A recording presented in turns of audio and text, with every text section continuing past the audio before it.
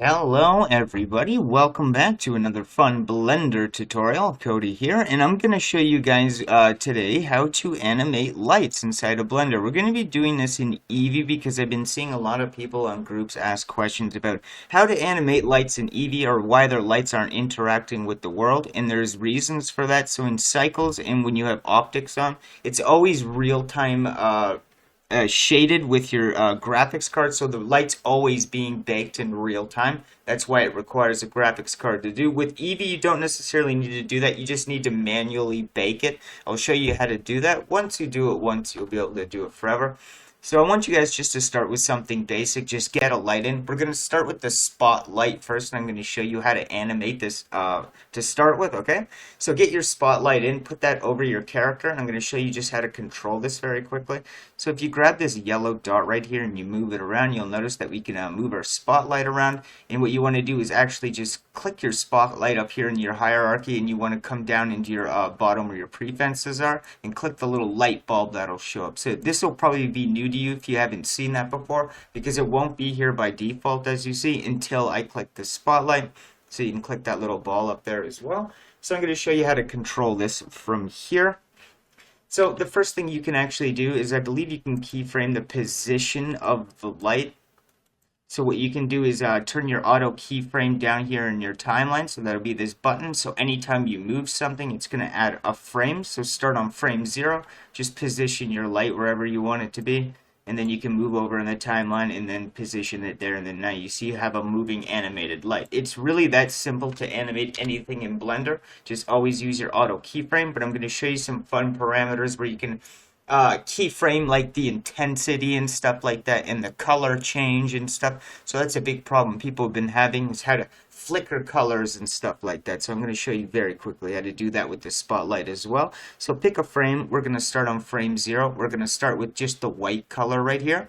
I want you to click this little dot that's right next to it. You'll notice that says animate property, okay? So once you click that, that's going to add a keyframe. So once it's solid, that's in keyframe mode. You want to come all the way up into, say, I don't know, frame 10. So drag up your playhead, and you want to change your color again. So I'm going to change it to green. And you notice in my timeline that we got this yellow dot right here that appeared. That is the keyframe for our green color. So if I play it back, you'll notice that our light is now changing color, and I could change the position at the same time. So if I wanted to go like this, put the light here, make it green, and then go over, I could do that as well. So now you see that we got two animations going at the same time for the light within the first 10 frames, which is really good. So the next thing we can actually do is start keying up the intensity. So what we can do is take the power right here. Again, hit the auto keyframe on frame 1. Now just drag this integer to whatever you want, or this numerical value, whatever you want to call it. Bring it up to, say, like 4, and then increase that value like really high, and now you'll see that a keyframe appeared for that as well. And then when it gets to about frame 9, we're just going to drop down so it looks like it turned down, had some intensity, and went down again. Okay, so as you see, we got some keyframes like that, and then what we can do is space this out, maybe even a little bit more, maybe just make it go slower just for the sake of the video. But yeah, we're going to delete the first frames there, that way I just don't have an animated light in its position. We're just going to start with all the features on how to do these. So if you want to change it to another color, again, all you would have to do is change the color, hit the keyframe button, and it adds the color for you, okay? So what you're going to do is go back to green. I want this to go from blue to red, then to green, and then I want it to go to pink. And then I want to go back to red. And then during this time, I want the intensity to fade out. So we got kind of like a nightclub going on here. And as you see, we got that. And it blends. So the further you have these keyframes away from each other, the longer it's going to take for this to blend. So if you want like a really, really slow breathing effect, you'd go really slow like that, right? So, or if you want it really fast, you'd put these keyframes very close together. Just like that, see? And then there's other things you can do as well, and you can keyframe the radius, so it'll be the same thing. It's always these dots on the side unless you're using textures and stuff. So what we're going to do is just keyframe the radius. The radius will be the AO for the outside. What you actually want to do is change the size. So the size is what you're looking for. It's not the radius here. So we're going to keyframe that. So we got a pinpoint one, and then we can go up and then bring it back down again. See, now we got two animations. One's flickering color and it's changing its scale, which is really cool. And you can do another thing as well, is you can show the cone. So if you're having a trouble seeing where your light is pointing, if you're having trouble see that line, you can just enable the cone right here as well. So you can go down to shadow properties, you can turn on contact shadows, and now you'll notice that the contact shadows show up for my character below that. Until we bake it, you're going to get some artifacting issues. You can turn up the bias as well. So turn up the bias quite a bit. Thickness. There you go. You don't necessarily need to do the contact shadow, but a lot of people don't know that setting's there, so they're always wondering why the shadows don't show up properly. It's because, see how the light isn't casting? You can just hit real time the shadow right there. But I'm going to show you how to bake the next one, because there is certain assets like XPS assets that just don't reflect light. So I'm just going to show you, like, if you're using a Mixamo animation, sometimes the lights in Blender just have no effect on the object, right? So I'm going to show you how to fix that very quickly. So let me just go ahead and import, say, like a Star Wars Mixamo animation of some kind. Alright, so the next thing that I brought in was this lightsaber that I wanted to animate. So I got a couple other projects. This works really good in dark rooms. So I'm going to show you guys how to brighten this bad boy up, okay? So what you want to do is usually click the center of something. You want to come down into your textures. You want to change this XPS shader, and you want to bring this over into an emission. You'll notice that you got this emission coming on, and you want to drag this up.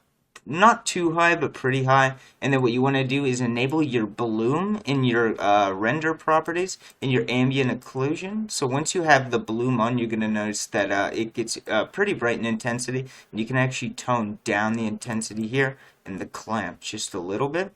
Okay, so the next thing we're going to do is go back down. So I want this to be about purple. You can even take this color dropper and drop that on like that.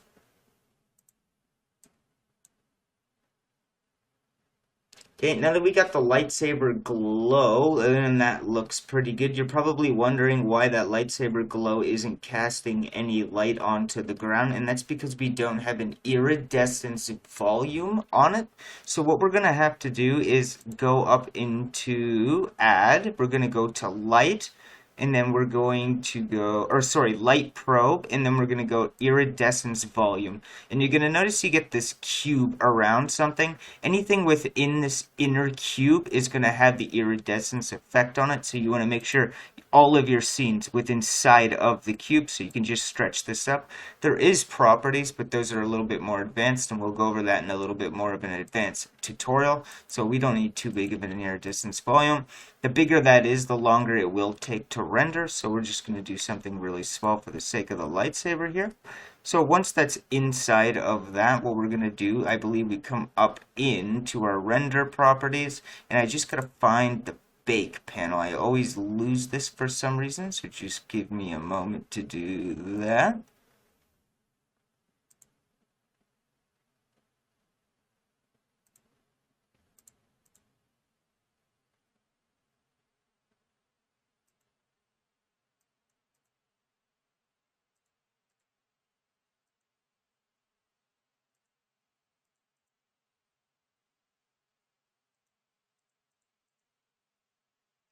There we go. It's inside of indirect lighting in your render properties. I always lose that because I'm so used to cycles. So the first thing you want to do is pretty much just hit auto bake, but bake indirect lighting. But first, we're just going to go down and look at a few things here. So we're going to go down. You don't need to make transparent. Transparent's only if you want to remove the background of an HDR. And I will show you how to rotate the HDR to get better lighting inside of your scene. It's very simple, so that's another part of this tutorial as well. So what we're going to do is go ahead and we're going to bake this. So just make it'll go to the frame count of your animation. So just make this 20 and hit bake. Go all the way to the bottom. There we go. And now if you notice, once we bake it, we have this lighting being cast onto the ground. So once it's inside the iridescence volume, you're going to see that happen. On render, that probably won't happen unless you bake it. You can set it to auto bake on render. So we're just going to rebake this again. You can even set it to auto bake. So if you are moving things around, that's how you would do that. But I recommend doing that on your final property. But anyway, that's how you would get that done there. And to rotate your HDR, if you want to get like the sun on one corner of your screen, so if I do switch this over and I type, say, sky, and I just pick something with a sky, like these houses right here. Let's say if I wanted to rotate this because the sun is coming from this side because the lighting would be better or more accurate from that half of the HDR, so the sun would be coming in because that's how they work. So what we're actually going to do is go up to our shading panel here. We're going to select this object thing right here below in our node graph editor, and we're going to change this to world. Once we have world open, we're going to scale this up. And you're going to look at mapping. You're probably wondering why the graphics went down a whole bunch. Just usually when you switch over into this, it's a whole new layer window. So you're just going to have to change that back over at the top up here into your viewport shading mode. And if you want to change the rotation of your HDR, you're going to look at these inside your world node editor. They're already there for you. You just got to do whatever you need to do. You can even scale it up, zoom it out, so like if it doesn't fit your scene, you can make it fit. So I see a lot of people just change their HDRs because they can't make them fit for some reason, or they just look off scale. You can correct this very easily, and you can rotate it in whatever sort. This is the main rotation here that you want to look for, so we want to do it on Z. And as you see, I can spin that around if I wanted to. I haven't exactly figured out how to animate it. You'd probably have to keyframe it like this. Oh yeah, you can too. So you would just right click it and hit keyframe and then rotate it again, and then you'd be able to keyframe your HDR. So if you're filming a space scene, you could even have space and then rotate that again. So if I go into R and then I get like something, let's say, in space. We'll try this nebula thing. We'll just delete the ground. But as you see, it's like a comet or whatever. We can actually just rotate this. That's scale rotations. We're actually setting this as an offset. So I'm actually going to set these as default again. And change the rotation of that.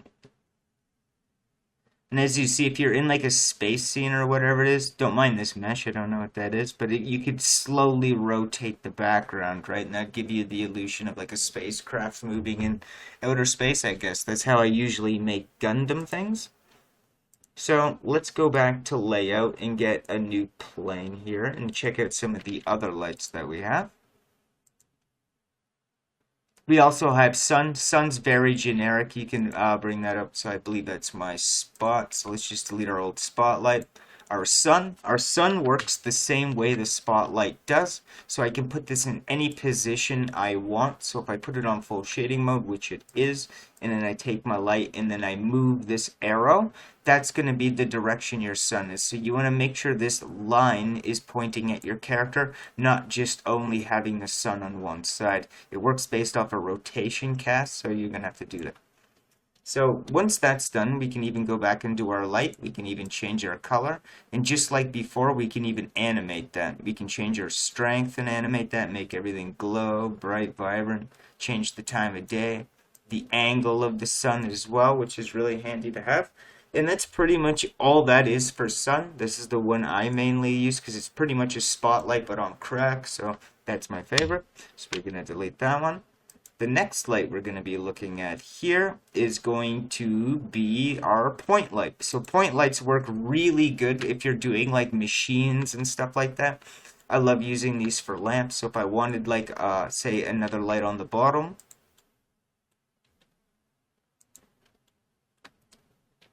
like right here, or like a red button or something like that, we could change the wattage.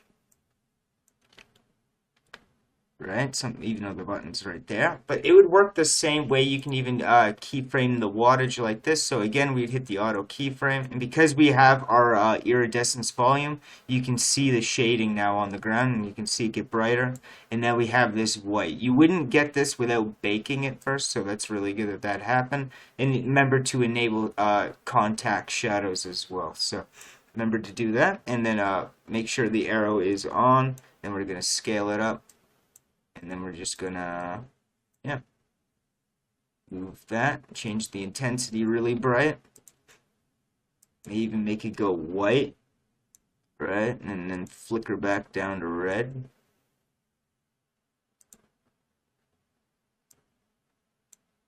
Forgot to keyframe the white.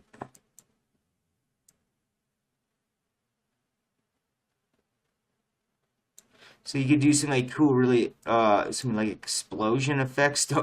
These will be really bad, but they're really good for casting light, especially if you import a PNG. And PNGs also cast light, and that's in another tutorial, which I'll show you because it's a bit more advanced. But yes, you can get transparent images to also cast light, like in HDR on their own. So if you get like a flame GIF or whatever, you can import that the same.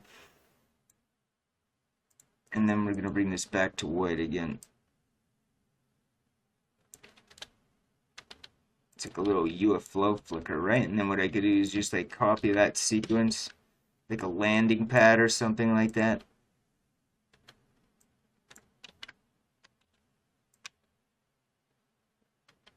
I don't know. And then you have volume. So you have all these settings. Specular would be for like reflections and stuff like that, and diffuse. And if you didn't like this light, you can always change that from a sun right here. All these options are here, so you don't necessarily need to add a new one to do that. And you can also animate the position of these ones. So I love point lights.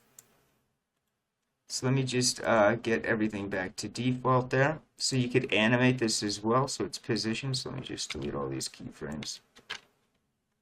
So if you wanted to have like a wisp flying around or something crazy like that, like some RuneScape shit, you could put that back here. You could make it go up and then down and have like a little ball attached to it, right? Because it will be invisible unless you attach something to it, because it is just a light. Or you could put it on the end of like a lamp, a flashlight, and then add the cone light to it from the spotlight. So you would bind that to something, and to bind a light to something, all you would do is click the light, click that, Control and J, and then you'd have the light bound to that, or you can click and drag it into there. You can hit child of. This is the best way to do it, is the child of. So I have my light. We're going to hit constraints. We're going to go to child of, and I'm going to hit the lightsaber's armature, and I'm going to hit set inverse. So now anytime I move the lightsaber, it's going to move the light with it. So that's how you would do that. And if I wanted to decrease influence on it, like if I were to throw an object, I could keyframe that to 0. Now the influence on that 0, which you can also keyframe by that. That's in another tutorial, how to throw an object just by using the child of constraint, because it's very featureful.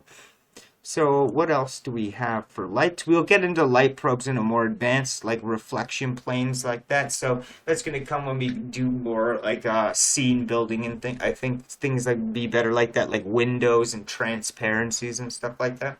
So if you guys like today's video, please do like and subscribe. It helps me out a lot. I got plenty more tutorials coming in the future. Check out more on the channel, and I'll see you all soon. Take care.